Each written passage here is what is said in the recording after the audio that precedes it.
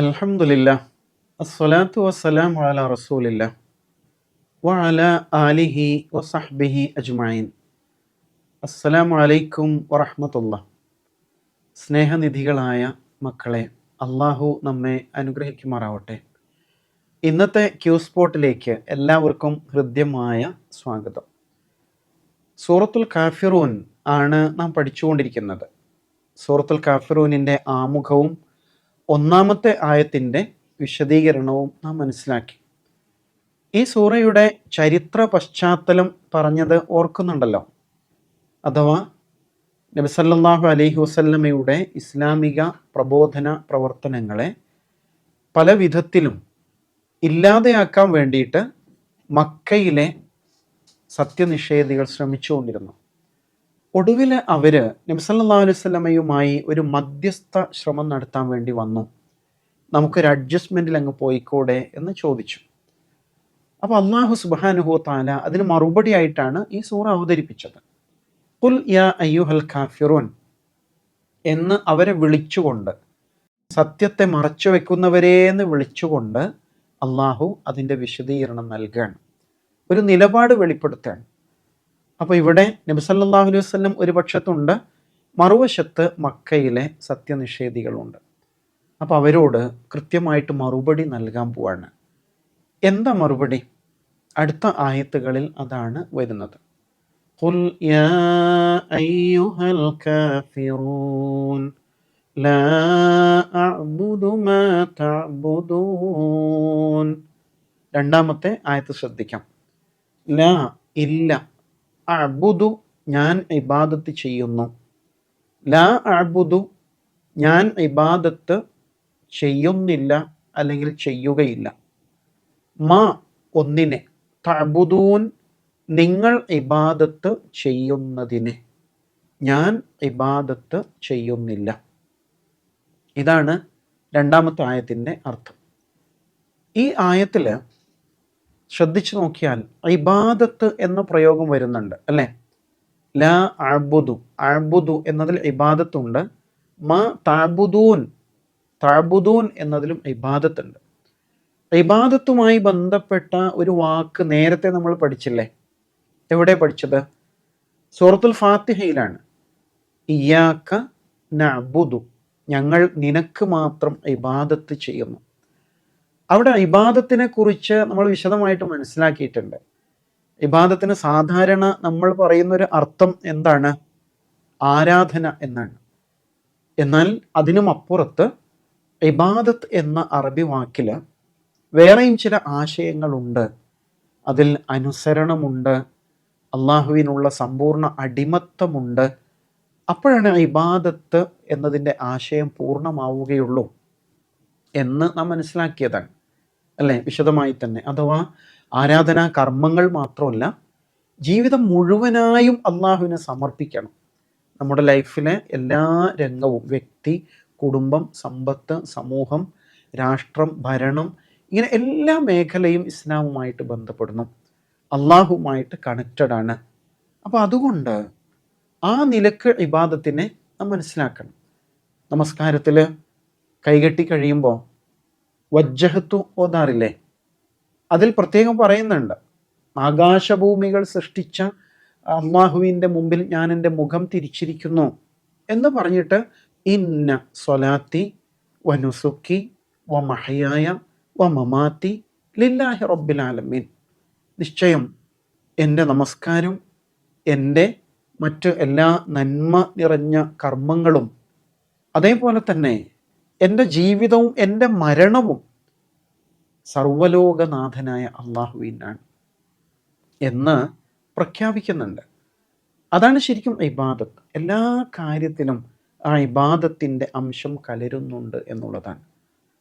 അതിനാൽ ഇവിടെ ഈ ആയത്തിൽ അല്ലാഹു സുബ്ഹാനഹു തആല അവരെ ഓർമ്മപ്പെടുത്തുന്ന ഇതേ വിഷയം തന്നെയാണ്. ലാ അഅ്ബുദു മാ തഅ്ബുദൂൻ.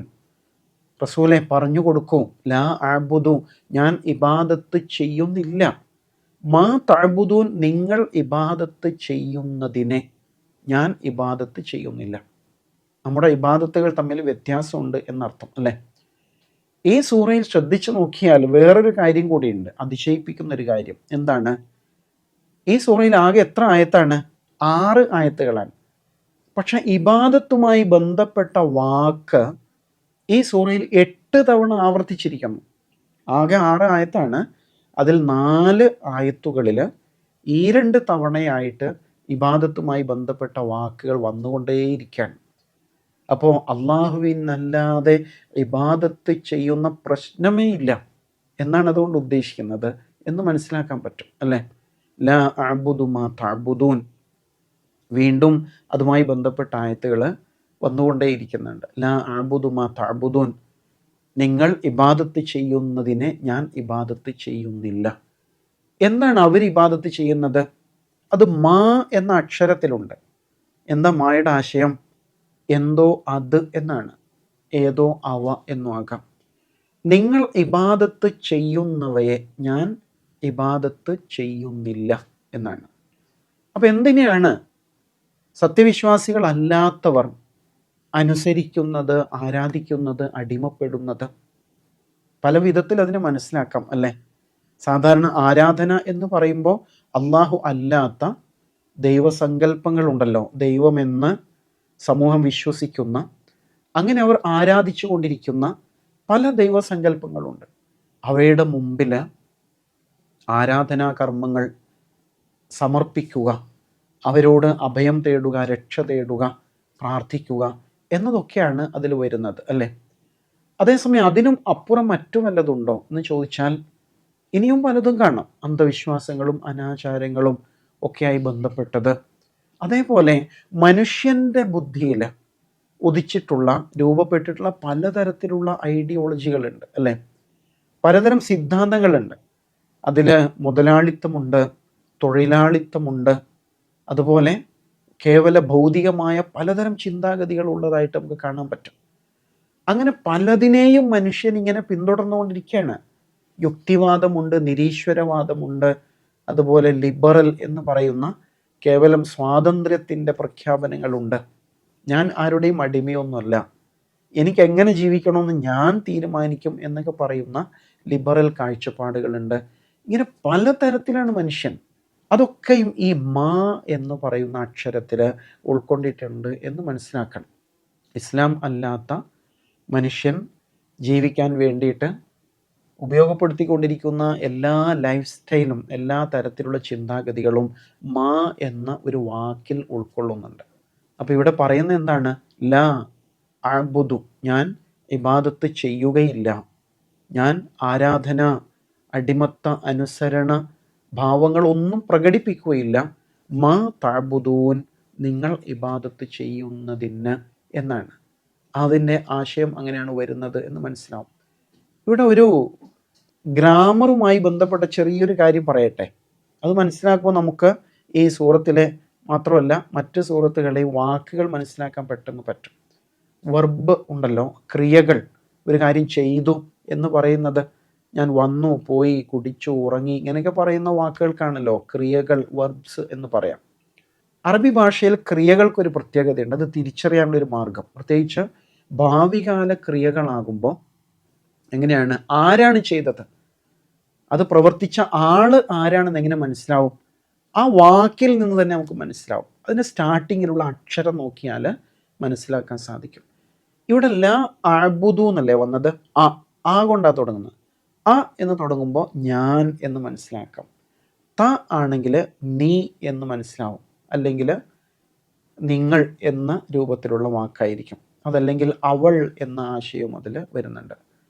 പിന്നെ യാ കൊണ്ട് തുടങ്ങുകയാണെങ്കിലോ യഅ്ബുദു എന്നാകുമ്പോൾ അവൻ എന്നാണ്. അതേപോലെ നൂന് കൊണ്ട് തുടങ്ങുമ്പോൾ ഞങ്ങൾ എന്നായിരിക്കും. നഅ്ബുദു സൂറത്തുൽ ഫാത്തിഹയിൽ നമ്മൾ പഠിച്ചാണ്. അത് എല്ലാം കൂടി ചേർത്ത് നമുക്ക് അനിയത്തി എന്ന വാക്ക് പ്രയോഗിക്കാം. അനിയത്തി എന്ന് പറഞ്ഞാൽ ഞാനാണ്. നൂൻ ആണെങ്കിലോ, നൂനിൽ തുടങ്ങുകയാണെങ്കിൽ ഞങ്ങളാണ്. യായിൽ തുടങ്ങുകയാണെങ്കിൽ അവനാണ്. തായിൽ തുടങ്ങുകയാണെങ്കിൽ നീയാണ്, അല്ലെങ്കിൽ അവളാണ് എന്നുള്ളതാണ്. ഇവിടെ ലാ അഅ്ബുദു, ഞാൻ ഇബാദത്ത് ചെയ്യുന്നില്ല. മാ തഅ്ബുദൂൻ, നിങ്ങൾ, തഅ്ബുദൂൻ, നിങ്ങൾ ഇബാദത്ത് ചെയ്യുന്നതിനെ എന്ന് മനസ്സിലാക്കാൻ പറ്റും. ഇങ്ങനെ വാക്കുകൾ പറഞ്ഞു നോക്കാം.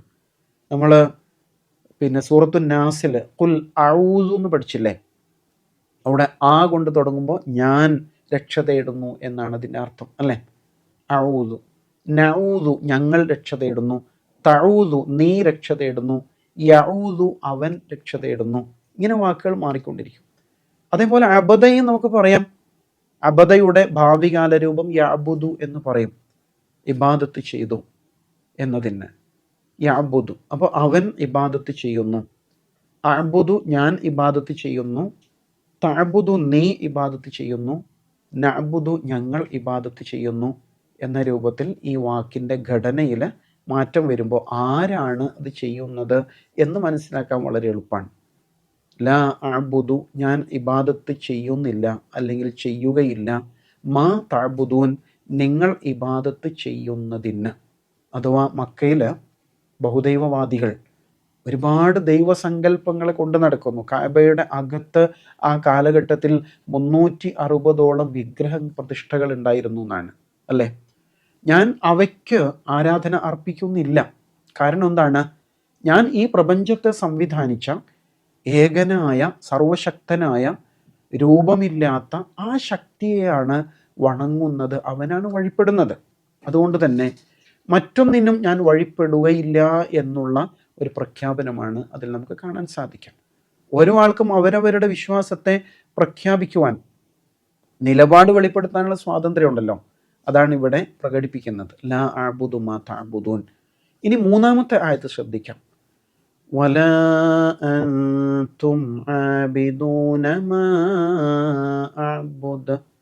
വലാ അൻതും നിങ്ങളും അല്ല, വ ലാ അല്ല, അൻതും നിങ്ങൾ, വലാ അൻതും നിങ്ങളും അല്ല, ആബിദൂൻ ആബിദ് ഇബാദത്ത് ചെയ്യുന്നവൻ, ആബിദൂൻ ഇബാദത്ത് ചെയ്യുന്നവർ, മ ഒന്നിനെ, അഅബുദു ഞാൻ ഇബാദത്ത് ചെയ്യുന്നു.